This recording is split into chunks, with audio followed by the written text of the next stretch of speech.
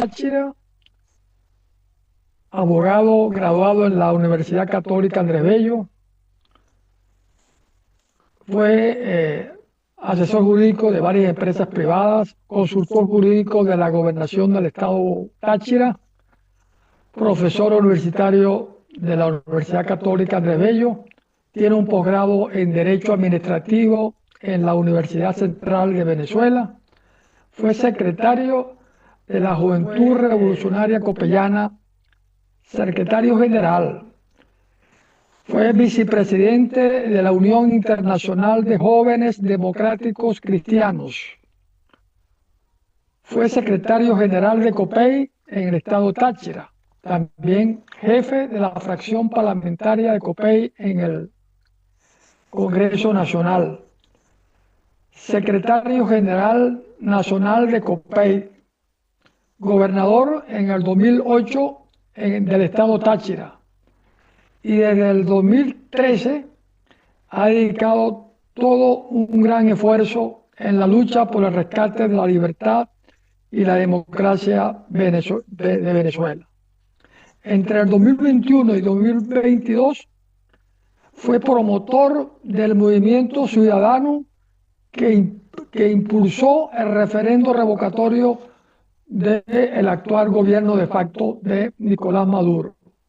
También participó en el 2023 como precandidato presidencial en las primarias, la que ganó María Corina Machado. Así que bienvenido, doctor César Pérez Vivas. Muy buenas noches, don René. Un placer compartir con usted este espacio y con todos los seguidores del programa, así que como también con el amigo Rafael Prieto, que lo veo en pantalla también. Sí, Así es. buenas tardes, buenas noches, César Pérez. Un placer, vale. Para Placer. mí es un honor estar aquí contigo. Quería recordarle a nuestros televidentes que estamos en stream en 7 plataformas. Estamos en TikTok en vivo, estamos en Facebook, en Instagram, en LinkedIn, en YouTube y por link en 13 plataformas en total. Es decir, tenemos alrededor de 32.000 personas nuestras plataformas y pues estamos aquí para brindarles la oportunidad pues de escucharte, César. Gracias, Bueno, don Rafael. bueno, César, vamos a entrar en materia y vamos a entrar en un tema muy reciente que está todavía en el tapete y que vale la pena de que tú, que eres una persona que ha estado toda una vida desde joven en esto del activismo, de la política de bien común en Venezuela, me gustaría, ¿cuál fue tu impresión o cuál es tu impresión con relación a esa decisión que tomaron algunos dirigentes que eran de la oposición para participar en este simulacro electoral del 25 de mayo, a sabiendas de que está pendiente la validación de la decisión soberana del pueblo venezolano, que se expresó masivamente con una diferencia de 4 millones con respecto al perdedor Nicolás Maduro el 28 de julio del 2024 y que va a cumplir ya un año sin reconocimiento por parte del Consejo Nacional Electoral. Bueno, en primera instancia quiero comenzar por agradecer la invitación y la participación en tu programa. Efectivamente, para todos nosotros fue frustrante, decepcionante la decisión de factores políticos que han luchado durante estos años junto a nosotros por el rescate democrático, que dejaron a un lado el foco central del planteamiento de la oposición venezolana mayoritaria que lideriza Edmundo González y María Corina Machado, de reclamar y hacer valer la elección presidencial celebrada el 28 de julio del año pasado y aceptar las reglas del juego que puso Nicolás Maduro para designar su asamblea y designar a sus gobernadores. Y el primer requisito que Maduro les estableció fue el de reconocerlo a él como presidente legítimo, legal de la República. Es decir,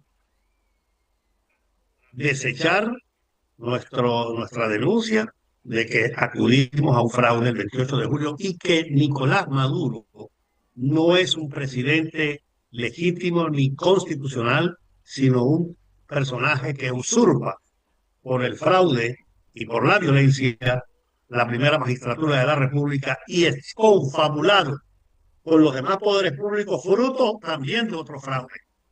Porque tenemos que recordar que el poder legislativo, de donde emanan otros poderes como el ciudadano y el judicial, fue confiscado en el 2015 por Maduro, utilizando el Tribunal Supremo de Justicia, desconociendo la Asamblea Nacional legítima elegida en 2015, clausurándola a través de sentencias judiciales y convocando una asamblea constituyente igualmente ilegítima que designó a este Consejo Electoral, designó a este fiscal y a esta Contraloría. Es decir, todo tiene un origen de ilegitimidad absoluto que se completa con el fraude del 28 de julio.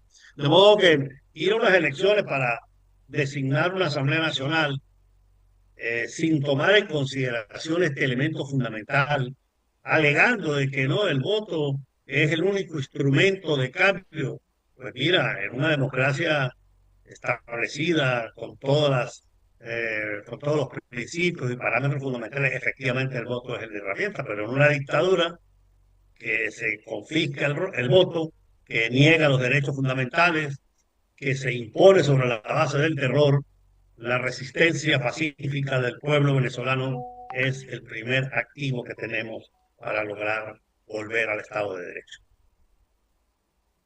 Es interesante lo que tú hablas, César, porque tú tienes mucha experiencia, mucha gente no sabe, pues, tú tienes toda una vida haciendo política, fuiste gobernador, fuiste diputado, no recuerdo si fuiste senador. No, solamente diputado en el viejo Solo Congreso. diputado, fue por el Partido Social Cristiano COPEI. Yo en estos días Efectivamente. decía, si yo hubiese vivido en un país con democracia, habría sido copellano, porque era lo que más se acerca a mi ideología A tus valores. a mis valores, exactamente. Este, yo creo que, bueno, todo eso que tú dices es el diagnóstico. Los venezolanos estamos ahorita que el diagnóstico creo que lo conocemos en su mayoría, por supuesto que no a profundidad como lo puedes conocer tú o la misma María Corina, pero yo sí he tenido mis diferencias con respecto al ejercicio con el señor, el presidente del mundo, porque yo lo reconozco, porque es el presidente de todos los venezolanos, viene con legitimidad de origen, pero sí he visto como que, no sé, cuando tú eres cantante, tú primero tienes que creerte que eres cantante para poder cantar. Y el presidente del mundo, yo creo que no ha sido, quizás es su estilo por ser diplomático, pero no ha sido todo lo que hemos querido los venezolanos que hagan. En mi caso particular, yo creo, mira, yo fui uno de los que comencé a decir, el presidente del mundo tiene que nombrar una vicepresidenta, porque si el presidente del mundo le pasaba algo, perdíamos aquella legitimidad de origen. Y precisamente nombró a la presidenta, a la vicepresidenta, que es María Corina. Pero yo todavía creo que hay más. El presidente del mundo debe nombrar un ministro de la defensa porque tenemos un problema militar en Venezuela que hay que resolver. Hay que pedir ayuda internacional, ya sea humanitaria, como la queramos llamar. Necesitamos un ministro de Relaciones Interiores que se encargue qué vamos a hacer nosotros con ese estado forajido, con todas esas personas que han violado la ley. Necesitamos un canciller que también debe estar alrededor del mundo negociando, y no el presidente del mundo, que lo sabe hacer muy bien. Cuando lo dejaron salir de Venezuela, yo dije, bueno, lo dejaron como pez en el agua, porque si hay algo que él sabe hacer es diplomacia. Pero esa es mi queja en particular. Yo creo que el presidente del mundo puede hacer más. ¿Qué daño hace que él nombre un gabinete? ¿Qué daño hace que él es el presidente de los venezolanos? Rafael, ese tema está muy, de alguna manera, en efervescencia, muy en el debate de las personas, de los ciudadanos, y es normal que que cada uno se plantee hipótesis. eh, tú propones o sugieres que el presidente electo de la República decida una especie de gobierno en el exilio. No tanto como eso. Bueno, sí, en realidad sí. Porque vamos a estar claros, yo que he estado en el gobierno, porque he sido gobernador de un estado, gobernar supone tener el dominio, el control de la estructura del estado, supone dominar el territorio y contar con una estructura que haga valer los actos que el gobierno dicta. Y eso no es otra cosa que la Fuerza Armada y la Fuerza Policial. Entonces, hay quienes inclusive han venido planteando la necesidad de que el presidente electo se juramente ante un tribunal en el exilio y asuma, no como presidente electo, sino como presidente legítimo de la República, por cuanto él es el ganador de las elecciones. Y se ha creado lo que yo llamo un mito respecto a lo mágico que sería investir al presidente de esa cualidad, ya no de presidente electo, sino presidente en función. Ahora bien, yo he dicho que es un mito, y es un mito porque hay algunos teóricos, algunos inclusive abogados de buen nivel, de prestigio, que han sostenido la tesis de que si el mundo no jura su cargo está abandonando el mismo. Y quiero expresarles que me parece una interpretación equivocada, sobre todo esa según la cual si el presidente tuviese algún percance, quedaría una especie de vacío constitucional. Y ayer hablaba con un amigo a quien le explicaba la figura de la vacante absoluta en el ordenamiento constitucional venezolano.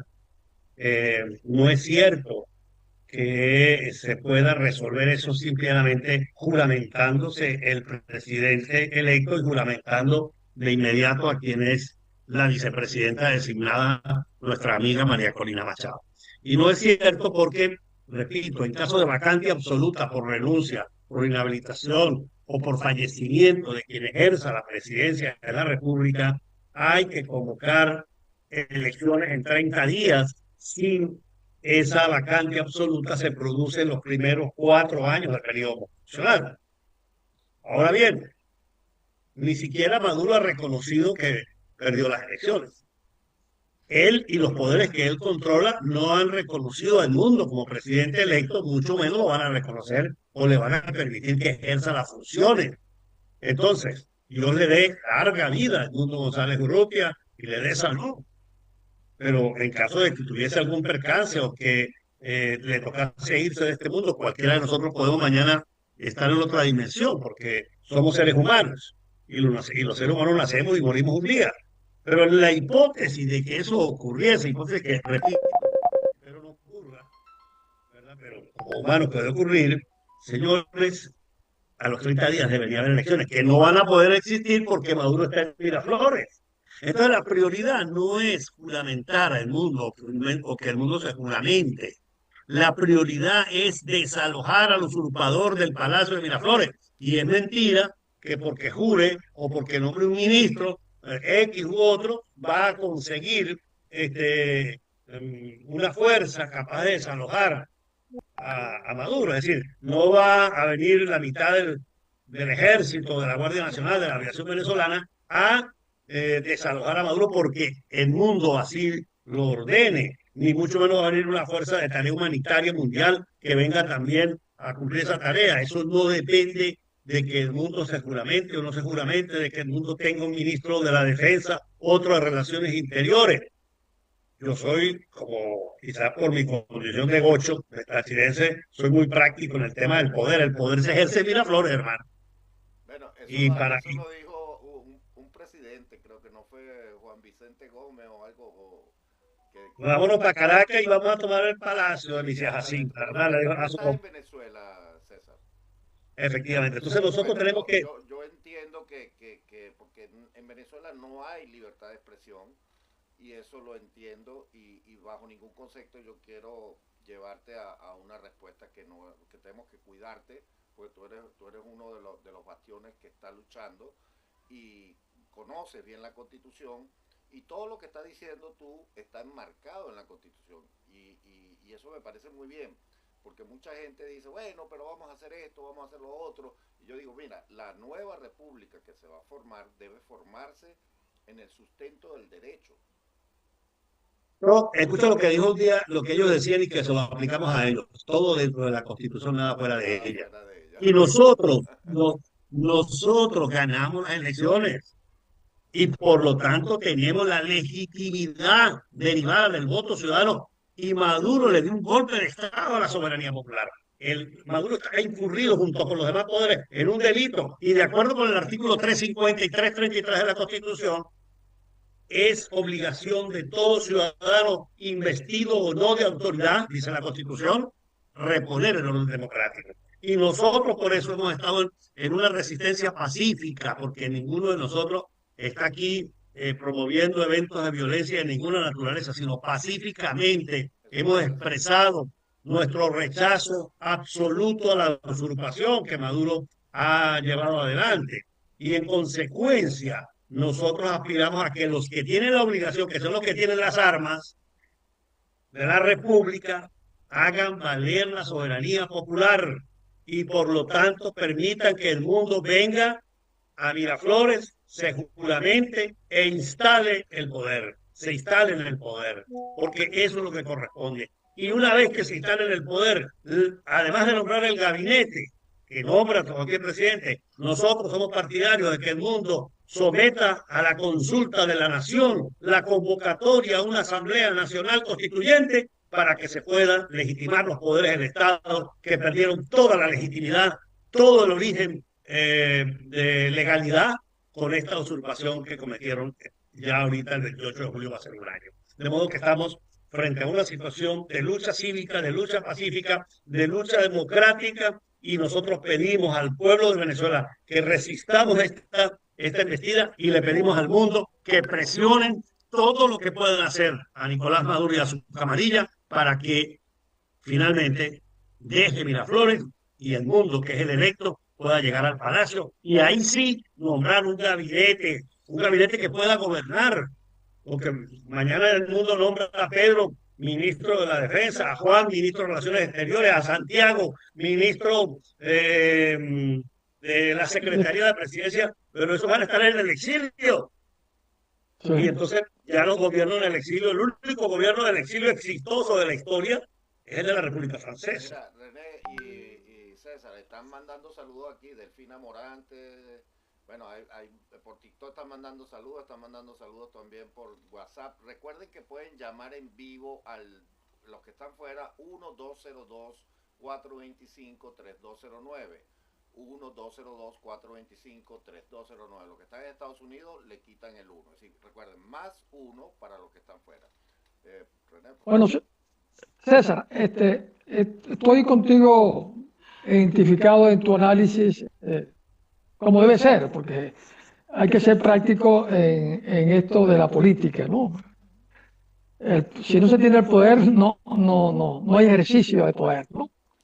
Pero más allá de esa realidad, hay una que es la que me toca a mí hacer la contraparte analítica del tema, que es una gran preocupación, porque en estos momentos cuando más el pueblo sigue consecuente con lo que hizo el 28 de julio del 2024 y que lo ratificó con su ausencia notoria y sustancial en esta última elección, en este último simulacro que hubo.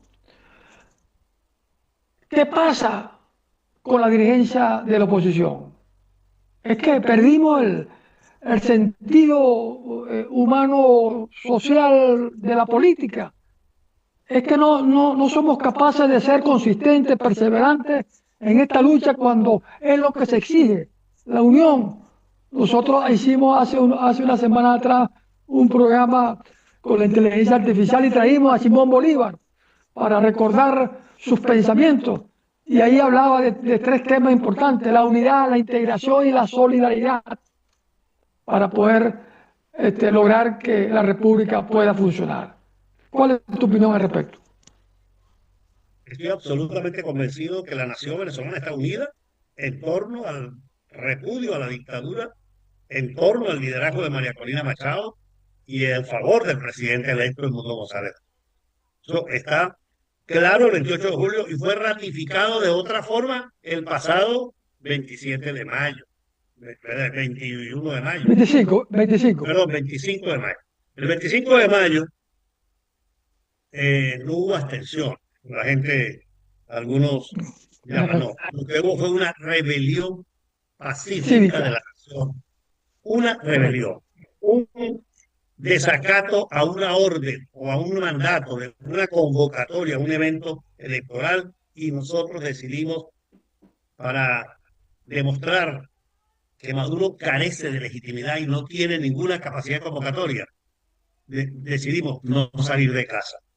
Porque si salíamos a la calle a protestar, íbamos a recibir otra dosis de la que nos dio en la dictadura el 28 y 29 de julio. Lobo cerrado en la calle, represión en masa, cárcel para más de 7.000 personas hubo el 28 y 29 de julio. Y Maduro estaba esperando que nosotros hiciéramos eso para sacar los colectivos de nuevo a la calle y asesinar activistas, ciudadanos, como lo hizo el 28 y el 29 de julio del año 2024. Entonces, optamos por una opción de rebelión pacífica, absolutamente vacía las calles, los centros de votación. Y eso se va a repetir ahora, el 27 de julio, cuando quieren continuar con el fraude sistémico que han establecido y nombrar a los alcaldes y los consejos municipales, todo dentro de una obsesión que tiene Maduro, Diosdado y Jorge Rodríguez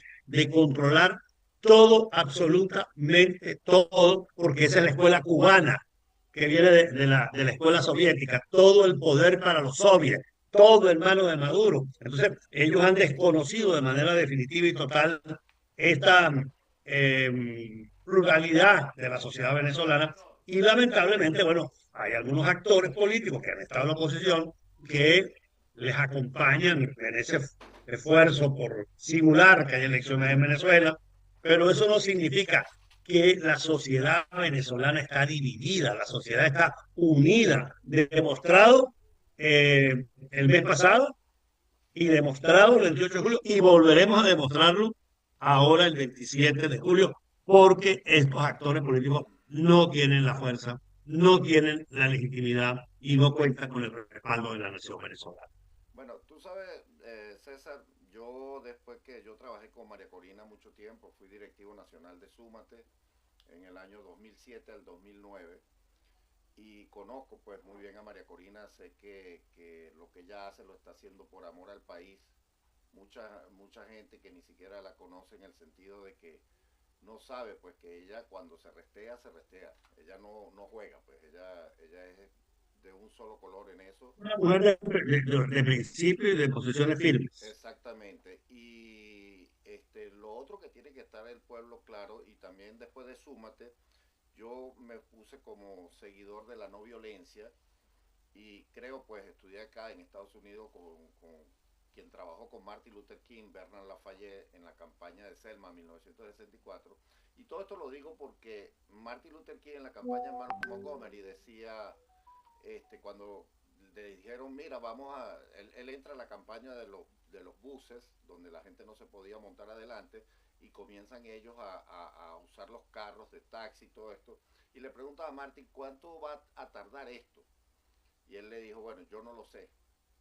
Lo que sé es que hay que continuar luchando. Y esa lucha duró 364 días, un año completo. Pero el mensaje que yo quiero darle al pueblo venezolano es que estas luchas son largas, pero son efectivas. Es decir, la lucha no violenta, y es parte de lo que tú estás hablando, bajo la Constitución y todo esto, es una lucha segura, porque va a ser un cambio seguro. Y la próxima república que va a venir va a ser sostenible en el tiempo, porque el problema cuando hay cambios violentos es que no es sustentable en el tiempo. Y precisamente este cambio que está teniendo Venezuela lo está teniendo incluso dentro de la fila del chavismo, porque yo sé que hay militares que no están de acuerdo con todo lo que está pasando. hay mismos miembros del gobierno que no están de acuerdo con lo que está pasando, porque este señor se robó la presidencia de la República, él piensa que va a estar allí mucho tiempo, y lo que yo no sé cuánto tiempo va a estar tampoco, pero lo que sí sé es que ellos están fuera de la ley, y todo el que está fuera de la ley en algún momento lo agarra la ley. Pero fíjate que esta lucha cívica, pacífica, democrática que lidera María Corina Machado para resistir la embestida autoritaria de Maduro, el fraude, ha generado obviamente, primero que todo, un repudio en toda la sociedad, y lo demostró de nuevo, no solo el 28 de julio, sino que lo demostró esa fraudulenta elección de la Asamblea Nacional del mes pasado, del 25 de mayo. Pero además le ha generado a Maduro un repudio a la comunidad internacional que hace ingobernable al país, hace inviable su gobierno. Ese es un régimen que no está en condiciones de gobernar al país. Y todo el daño que él ha producido, obviamente, nos está afectando a los venezolanos. Y hoy en día, pues, no tenemos salarios con los cuales vivir. Todas las pensiones que tenemos los venezolanos son de hambre, de miseria. No hay servicios públicos, no hay hospitales, la salud está destruida. Aquí el que no tenga dinero se muere de mengua porque no hay cómo ir ni siquiera a un hospital a que lo atiendan a uno. Aquí no hay energía eléctrica, aquí no hay vialidad que sirva, las escuelas y las universidades están en el suelo, todo está destruido, es el resultado del modelo socialista. Pero usted escucha hablar a Maduro y la culpa son de las supuestas sanciones, y la culpa es del imperio, y la culpa es de la oligarquía. No, la culpa es de él y de Chávez, que se montaron en el gobierno no a gestionar al país, sino a dividirlo, a imponer una dictadura y a destruirlo. Entonces, nosotros estamos seguros que esta ingobernabilidad está generando fracturas, porque además esta cúpula que está en el poder se ha comprometido en hechos delictivos muy graves, y hay una opacidad en el manejo de los recursos, hay una investigación mundial por el tema de los derechos humanos, de los delitos de lesa humanidad, y también ahora hay toda una investigación sobre la utilización de la estructura del Estado venezolano para el narcotráfico. Mira lo que acaba de pasar con esta denuncia formulada por pescadores del Estado Vargas, a los que se les imputa supuestamente haber cargado o cargar un lote de droga.